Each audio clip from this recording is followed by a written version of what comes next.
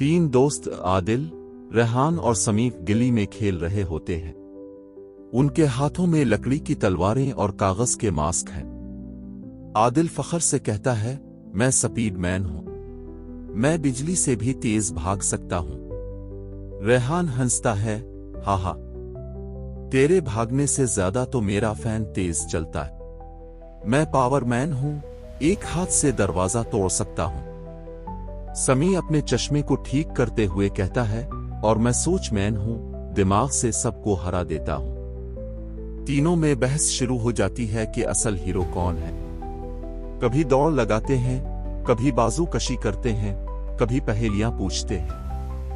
गिल्ली के बाकी बच्चे तमाशा देख रहे होते हैं और हंस रहे होते हैं।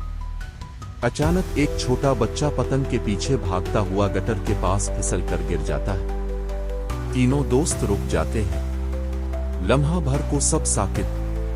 फिर आदिल चलाता है, चुल्लू बचाते हैं। तीनों दौड़ पड़ते हैं। आदिल सबसे पहले पहुंचता है और बच्चे का हाथ पकड़ने की कोशिश करता है। रेहान आसपास के पत्थर हटा देता है ताकि जगह साफ हो जाए। समी फौरन अपने कपड़ों से रस्सी बनाता है ताकि वो बच्चा आसानी से बाहर आ जाए। कुछ लम्हों की कोशिश के बाद वो बच्चा बच जाता है। गिल्ली के सब बच्चे तालियां बजाने लगते हैं। तीनों हीरो एक दूसरे को देखकर मुस्कुराते हैं। रेहान सीना तान कर कहता है, मैंने पत्थर हटाए, मैं हीरो हूं। आदिल फौरन कहता है, मैं पहले पहुंचा था, हीरो तो मैं हूं। समी हंसता है, मैंने प्लान बनाया था, दिमाग मेरा था।